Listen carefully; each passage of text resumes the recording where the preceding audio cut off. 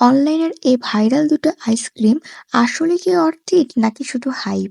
High, it's me Farhana. অবশেষে আমিও try করে ফেললাম ভাইরাল দুটো আইসক্রিম, স্যাভয়েজ ডিসকোন আর পোলার্সদের রোবাস্টো আইসক্রিম। বেশ কিছুদিন ধরেই নিউজ ফিডে এই দুটো আইসক্রিম নিয়ে বেশ হইচই। কেউ বলেছিল ভীষণ টেস্টি, আবার কেউ বলছিল পুরোটাই টাকা নষ্ট। তাই ভাবলাম নিজেই একবার টেস্ট করে দেখি আসলেই কেমন। প্রথমেই বলি ডিসকনের কথা। ওপরের অংশটা ছিল ডার্ক চকলেট দিয়ে মোড়ানো, আর মাঝখানে ছিল কফি ফ্লেভারের একটা ফিলিং। আমি যেহেতু আইসক্রিম লাভার তাই এক্সপেকটেশন অনেক বেশিই ছিল, কিন্তু আমার কাছে এটি কিছুটা অতিরিক্ত মিষ্টি লেগেছে। যেহেতু আমি কম মিষ্টি খেতে পছন্দ করি, তাই পার্সোনালি আমার কাছে খুব একটা ভালো লাগেনি।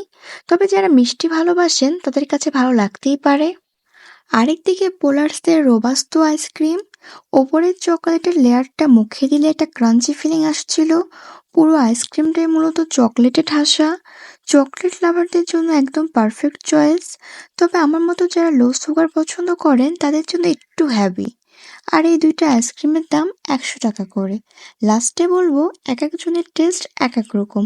কারো কাছে এই আইসক্রিম অর্থিক, আবার কারো কাছে ওভার হাইপ লাগতে পারে। তবে ট্রাই না করলে নিজে বুঝতে পারবেন না আপনার জন্য কোনটা